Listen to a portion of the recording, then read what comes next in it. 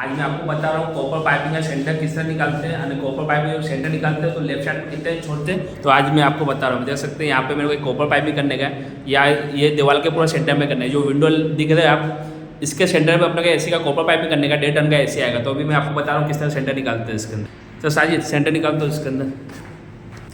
देख सकते हैं अभी इसने आधा सेंटर यहाँ पे माप लिया इसने, फिर अभी यहाँ से आधा सेंटर यहाँ से मापेगा। क्या ना पूरा मेजर पकड़ना नहीं पड़ता है, तो ऐसे आधा आधा करके फिर पूरा सेंटर निकल जाता है इसके अंदर। देख सकते हैं यहाँ पे सेंटर निकल चुका है। मैं आपको बताता हूँ कैसे करना है। सेंटर लेके फिर कॉपर पाइप का लेफ्ट साइड कितना छोड़ते हैं। देख सकते हैं अभी सेंटर निकाल चुका हूँ मैं यहाँ पे।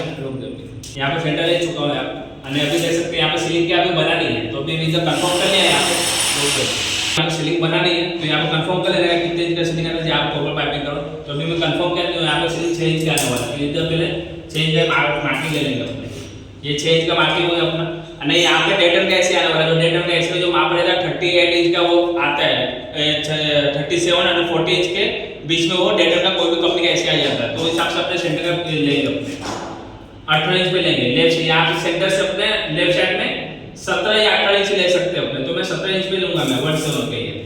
ये मार्किंग क्या है।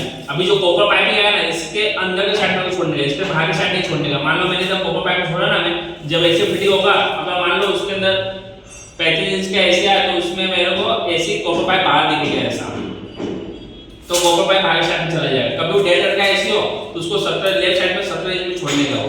देख सकते हैं यहाँ पे 17 इंच पे। अगर ये 1 टन का एसी आता तो मैं 14 इंच पे छोड़ता है यहाँ पे, कि 1 टन का एसी है 30 इंच का 32 इंच का ये माप का आता है उसमें, तो मैं 14 इंच पे रखता है इसको मैं। तो ये अभी माप ले लिया मैंने, इसको मैं कितना 17 इंच पे रखा हूं मैं यहाँ पे। और देख सकते हैं सीलिंग का माप ये निकाला मैं 6 इंच, यहाँ पे 6 इंच सीलिंग का माप है।